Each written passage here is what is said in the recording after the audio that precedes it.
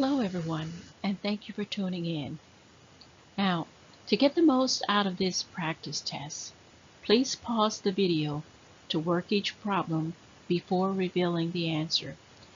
You can also download a copy of the practice test through the description link down below. Now, by watching this video, you are definitely increasing your chances of getting a high score on the final exam. Now, I'm going to work through the problems quickly but thoroughly so the video doesn't become longer than it has to be. So you don't have to watch the entire video in one setting. You can skip through frames and or take a break as needed. So let's get started. Section 4, Rational Expressions. Number 34. Simplify. So what is the correct answer?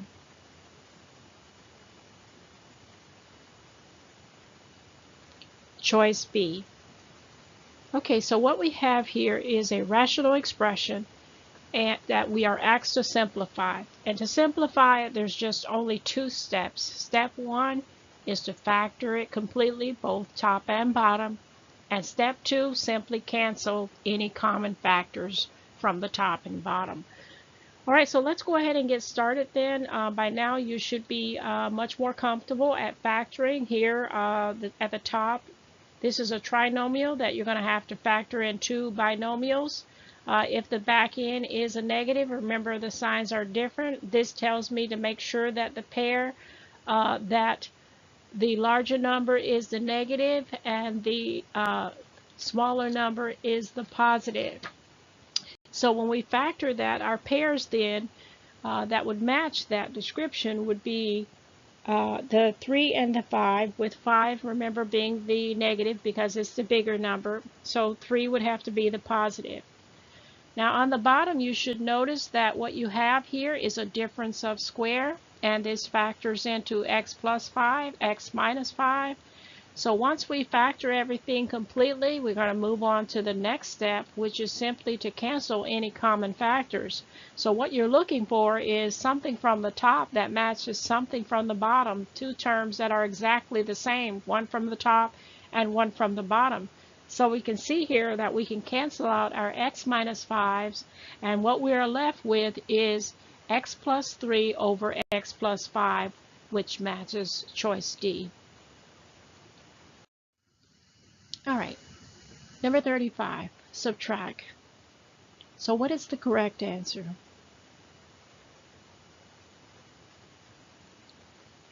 Choice D.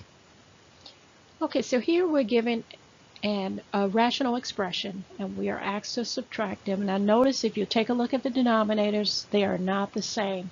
So you cannot subtract them the way they are. So what you're going to have to do is find the LCD first, and then after you find LCD, you're going to write equivalent fractions so that you can make the denominators the same. Once the denominators are the same, you can then go ahead and proceed with the subtraction process. So let's start step 1, which is to find the LCD. Now remember, in LCD, whenever you have only two unique different factors, the LCD is going to be the both of them, x minus 1 and then x minus 3. There are no other factors involved, so together they are my LCD. Now we're going to use that to write equivalent fractions. So if we look at the first expression, the denominator is x minus 1. So what do we need to multiply this x minus 1 with in order for it to be the complete LCD? Well, if it has x minus 1, what it needs then is the x minus 3. So we're going to multiply both the top and the bottom by x minus 3. Looking at the second expression, the denominator is x minus 3. So what does it need?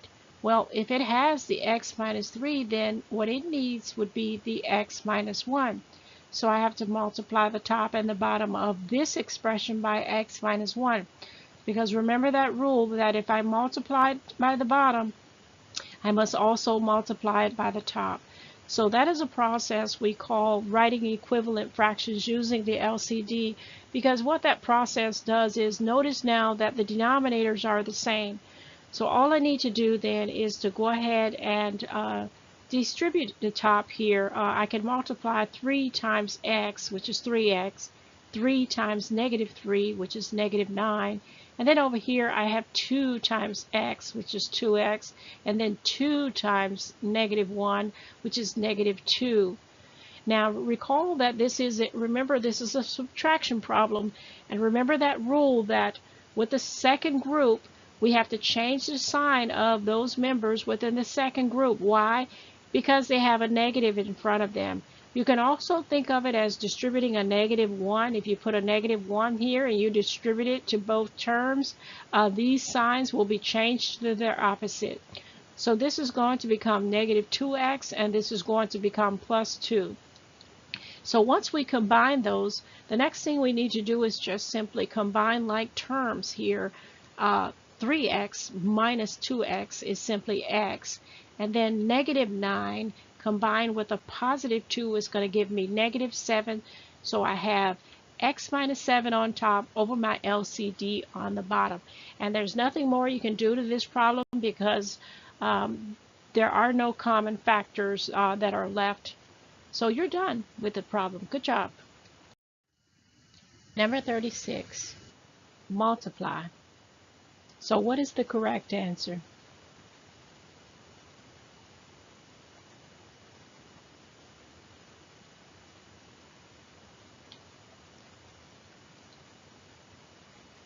Choice A. Okay, so we have here two rational expressions that are being multiplied, and basically it's similar to simplifying. There's just 2 steps involved. Step 1, to make sure that you factor everything in top and everything on the bottom, and then afterwards cancel any common factors, and whatever is left is your answer. If you have more than one term left on top or bottom, then you just simply multiply them together. So let's go ahead and proceed with step 1, which is to factor all of the polynomials completely. So again, as I said before, you should be comfortable with factoring. This is a difference of square, and all the other 3, these are trinomials, which you have to factor into 2 binomials. So once you get it completely factored, it should look like this. Next is time to cancel. So what can we cancel here? Well, it looks like we have x plus 1 up top and x plus 1 on the bottom, so we can cancel x plus 1. I also see that there is x minus 3 on the top and x minus 3 on the bottom. And I think that's about it. I don't see anything else. How about you? Do you see anything more? Nope, that's it. So whatever is left, we have 2 binomials on top that's left and 2 on the bottom. Now when we're multiplying them, we don't have to go and multiply them again into FOIL. All we need to do is just simply put them side by side each other, the remaining terms. And so this is our answer once we're done. Number 37, divide. So what is the correct answer?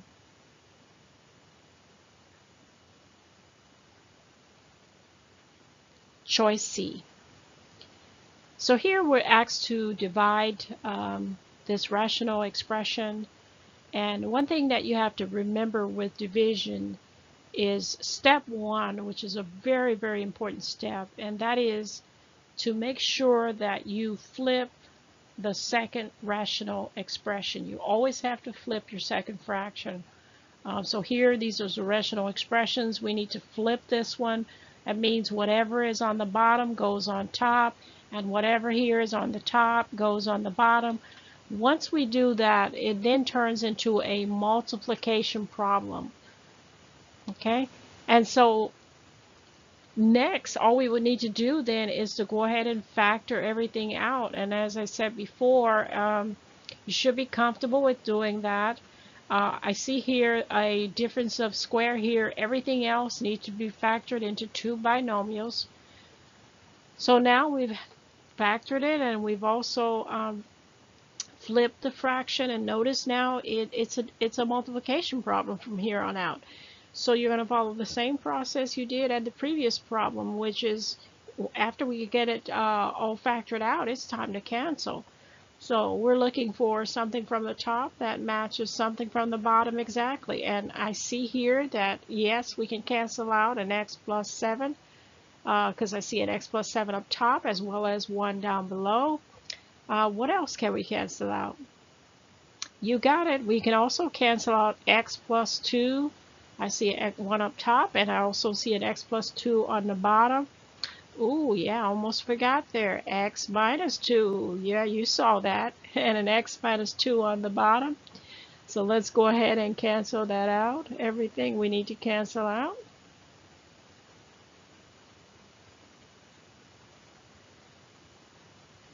Cool. And so all we have left is just x plus 10 over x plus 5. And that is our answer. Notice it matches choice C. Great. Number 38, solve. So what is the correct answer? Choice B. Okay, so recall when you have a rational equation, if you have one expression on one side and one expression on the other side, you can use cross multiplication to solve. So with cross multiplication, it doesn't matter which side you start with, whether I start with this side cross or this side cross. The main thing is that you need to make sure that they're on opposite sides of the equation. So I'm going to start by multiplying 3 times 7x minus 3. And on the other side of the equation, it's going to be 5 times 4x minus 5. Next, I want to use the distributive property and multiply 3 times 7x and then 3 times negative 3. On the other side, 5 times 4x and then 5 times negative 5. So we're going to do that simplification so that we can continue to solve for x. The most important thing in solving for x is that you need to make sure you have your variables on one side and your regular numbers on the other. Now it doesn't matter which side you choose. For the purpose of teaching on this slide, I'm going to move my variables on the left side and my integers on the right side. So there's two things I would need to do to make that happen. On the left side, I would need to add 9 to each side. And on the right side there, notice I would need to subtract 21x from each side. So again, on the left side, add 9, right side, subtract 20x. So when we do that, this is what we get. Combining like terms there on both sides, we will see that x equals negative 16.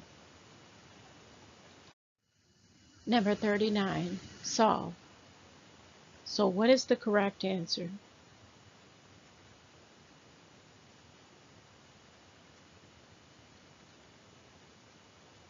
Choice D. Okay, so here we have a rational equation, and step 1, whenever the denominators are not the same, and that's the case here, the denominators are not the same, step 1 would be to find the LCD. So looking at all of our factors that we have, I have x plus 5, x minus 5, and then I have this difference of square of x plus 5, x minus 5. So I see here I only have 2 factors involved in these denominators, and that's x plus 5 and x minus 5. And either one only appears once here, here, or here. So therefore the LCD is x plus 5, x minus 5. Step 2 then is to take the LCD and multiply all three parts of the equation by the LCD. This process will get rid of the rational expression and leave us with regular numbers for which we're going to just solve for x. So again, multiply all parts of the equation by the LCD to clear all of your fractions. So on the first expression, I will be canceling out. Notice I have common factors of x plus 5 that I can cancel out.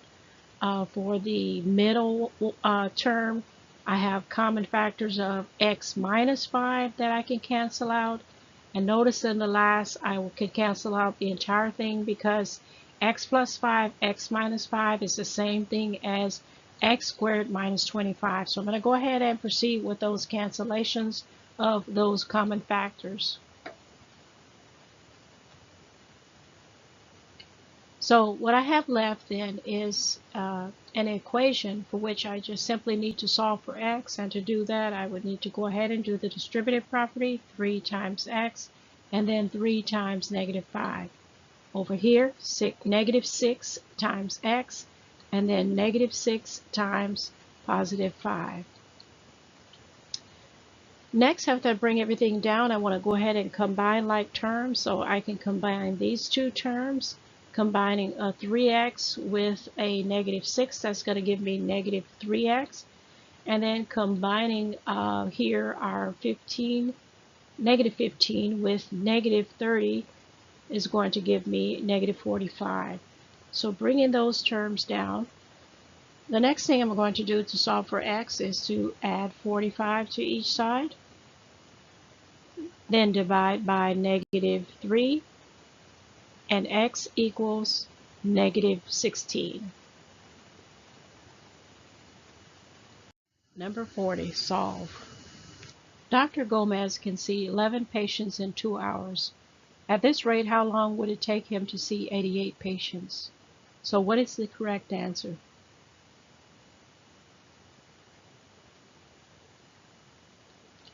Choice A. So this is a ratio and proportion type problem. So to set up the rational expressions on both sides of the equal sign, you just simply follow them as they appear in the sentence. For example, the first number that is mentioned is 11. That's referring to patients. So it will go on top of your rational expression. On the bottom, the second number that is mentioned is 2, so that's referring to hours.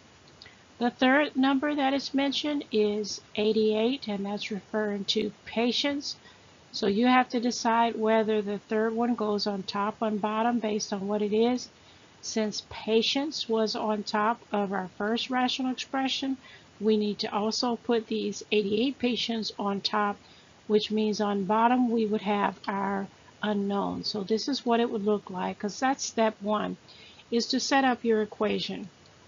So again here we have patients to hours, and again this was the first number that is mentioned, 11, which is referring to patients.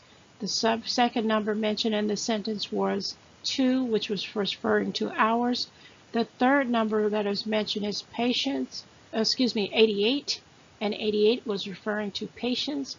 So since patients is on top, that's where the 88 would go, and our unknown would go on the bottom. Next is to simply cross multiply, and that's 11 times x would be on one side of the equation, and then 2 times 88 would be on the other side of the equation. So I have 11x on one side and 176 on the other. Last step to solving this equation is to divide by 11, and x equals 16.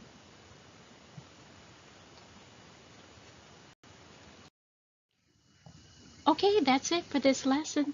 Thank you for watching Math on PowerPoint Tutorials. If you liked this video and found it to be helpful in any way, please like it and subscribe to my channel.